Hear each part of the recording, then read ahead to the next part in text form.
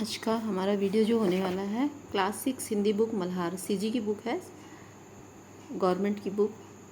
तो इसका पार्ट 12 करेंगे। हिंद महासागर में छोटा सा हिंदुस्तान। तो इसके लिए सबसे पहले हम लेखक परिचय देखते हैं।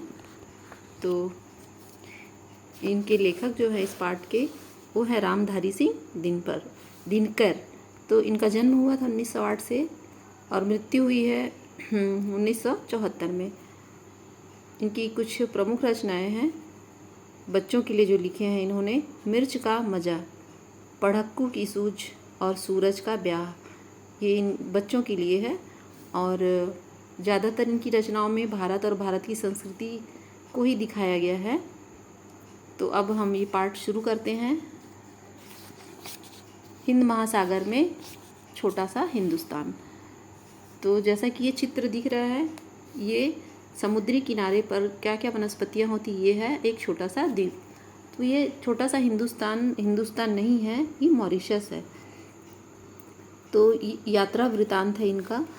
एक बार इन्हें जाना पड़ा था मॉरिशस। तो मॉरिशस में जाके इन्हें एक छोटा सा हिंदुस्तान जैसा लगा, क्योंकि भारतीय वहाँ बहुत ज़्यादा बसे हुए हैं और ज़्यादातर उत्तर प्रदेश और बिहार के लोग बसे हुए और हिंदी वहाँ पे बोला जाता है। तो जो उनकी फीलिंग्स थी, जो अनुभव, जो अच्छा लगा उन्हें, है ना, तो उनकी यादें हैं इस पाठ में। तो पाठ शुरू करते हैं हम लोग। यात्रा पे मैं दिल्ली से 15 जुलाई को निकले। फिर कहाँ पहुँचे? बम्बई से 16 को, और 16 से फिर नैरोबी के लिए 17 जुलाई को मॉरिशस के लिए निकले। लेकिन जाते जाते नैरोबी में उनको 1 रात और 2 दिन का समय मिला रुकने का, क्योंकि उनकी फ़्लाइट थोड़ी डिले रही होगी, 2 दिन बाद की रही होगी। तो नैरोबी में रुके। अब वहाँ रुकने के बाद उन्हें लगा कि चलो घूम लिया जाए, वहाँ के भारतीयों और अफ्रीकियों को मिला जाए। अब वहाँ जब पहुँचे हैं तो अफ्रीका के शेर, है ना, शेरों को देखने का लालच इनके मन में आया। तो शाम को मिलने वाला था, तो ये दिन में ही नैरोबी में नेशनल पार्क में गए। नेशनल पार्क चिड़ियाघर तो नहीं था, दूर तक जंगल ही जंगल था वहाँ। और जंगल में पेड़ कम थे और घास, बहुत ऊंची ऊंची घास थी, और घास के बीच में सड़क बनी हुई थी और पर्यटक वहाँ घूम फिर रहे थे। और ख़ासकर लोगों को किस चीज़ का उत्साह था? शेर देखने का। तो इन्हें भी था, लेकिन शेर तो दिखाई नहीं दे रहा था। बंदर दिख रहे थे। बंदर जो छोटी पूँछ के होते हैं, लंगूर बड़ी पूँछ वाले, है ना, तो बंदर और लंगूर ही दिख रहे थे। और कभी कभी कोई फल, कोई बिस्किट देता तो गाड़ी के चारों तरफ घेर लिया करते थे। काफ़ी दूर सफ़र करने के बाद 10-20 मील तक उन्हें जगह कहीं मिला नहीं। तो कुछ दूरी पे जाके उन्हें क्या मिला? शेर उस दिन शायद आराम कर रहे थे या दोपहर हो गई होगी, तो पेड़ की छाँव में बैठे थे। 7-8 शेर थे, लेकिन सारे गाड़ियाँ 8-10 मोटर गाड़ियाँ ना खड़ी हो गई थी शेरों को देखने के लिए। लेकिन शेर थे कि एक बार भी नहीं देख रहे थे कि हाँ हमें कोई देख रहा है। वो अपनी दुनिया में ही खोए हुए थे, है ना, आराम फरमा रहे थे।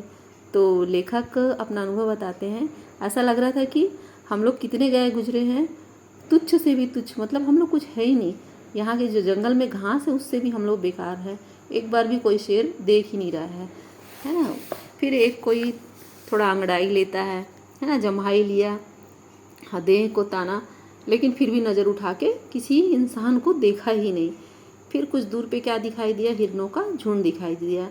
और फिर उन्हें जिराफ दिखाई दिया, है ना, शांत खड़ा। लेकिन 2 शेर उठे, किस लिए? शिकार के लिए। तो एक ये है कि शिकार कब करते हैं उन लोग। अब हिरणों का जो झुंड था, तो 2 शेर जब उठे तो उनके तरफ बढ़ने लगे ना शिकार के लिए। तो शाम के समय शिकार करते हैं। अब कुछ तो भागे उसमें से, हिरणों का झुंड जो था, लेकिन कुछ क्या करे, चौकन्ने होके वहीं खड़े हो गए। क्योंकि एक इनकी प्रकृति होती है ना, एकता में जो बल है ना, ये फार्मूला इनमें भी होता है। तो हिरण समझ गए झुंड बना के खड़े रहेंगे तो कोई शेर हम पे अटैक करेगा ही नहीं, तो खड़े ही रहे।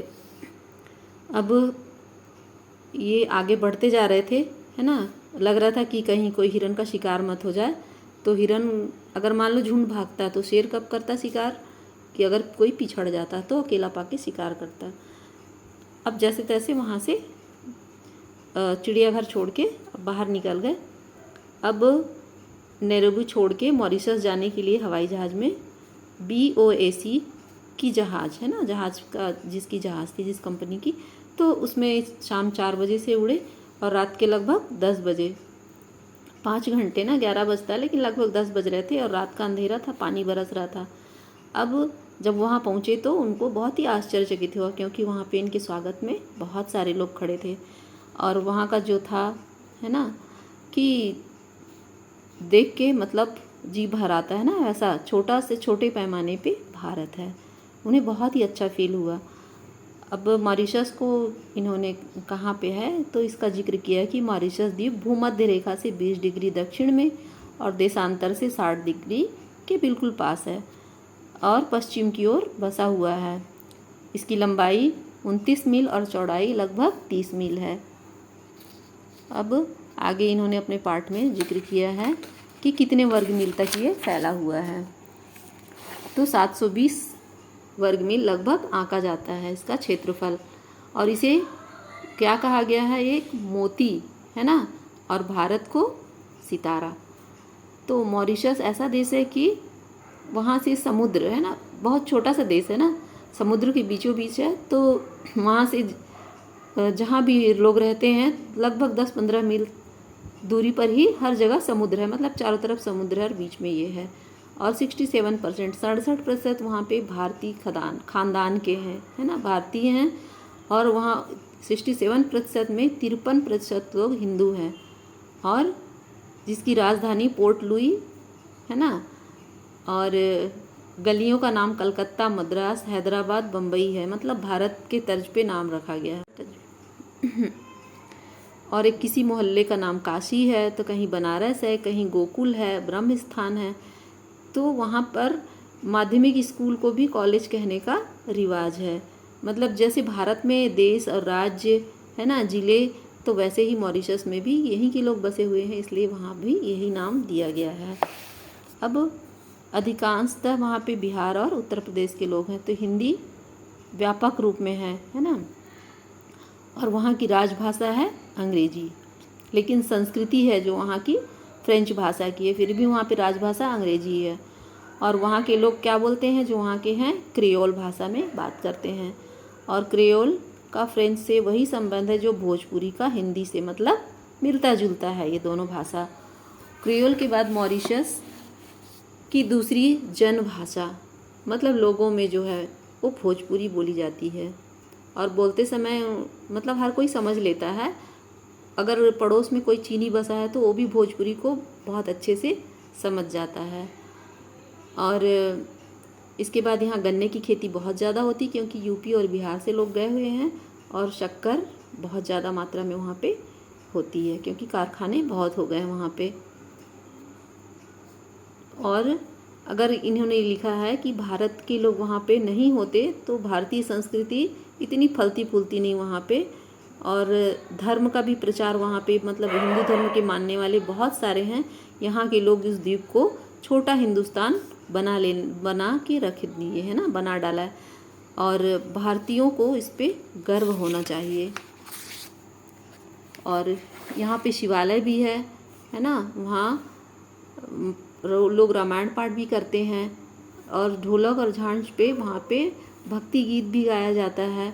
और वहाँ पे एक झील का वर्णन किया गया है कि एक झील है वहाँ पे, तो धार्मिक अवसरों पर लोग उस झील का पानी परी तालाब नाम दिया गया है भर के, और अपने घर मोहल्ले के आसपास है शिवालय, वहाँ पे ले जाके पानी डालते हैं। और वहाँ पे कोई मांस, मदिरा, मछली ये सब का प्रयोग नहीं करते हैं, क्योंकि पर्यटक स्थल भी बना दिए हैं। और वहाँ पे जब शिवरात्रि बहुत धूमधाम से मनाते हैं और सफ़ेद कपड़े पहनते हैं, और वहाँ पे उजली धोती है ना, सफ़ेद कमीज, सफ़ेद टोपी लगाते हैं, और बच्चे हाफ पैंट पहनते हैं, और लेकिन गांधी टोपी वो भी पहनते हैं। और परी तालाब में शिवरात्रि में मेला लगता है जो आकर्षण का केंद्र है, और बहुत भीड़ होती है वहाँ पे। तो इस तरह से ये पाठ हमारा समाप्त होता है। तो भारत के लोग वहाँ अपनी संस्कृति और सभ्यता बिखेरे हुए हैं, बनाए हुए, इसलिए भारत हिंद महासागर में छोटा सा भारत, छोटा हिंदुस्तान इस पाठ का नाम दिया गया है। तो ये पाठ हमारा समाप्त हुआ।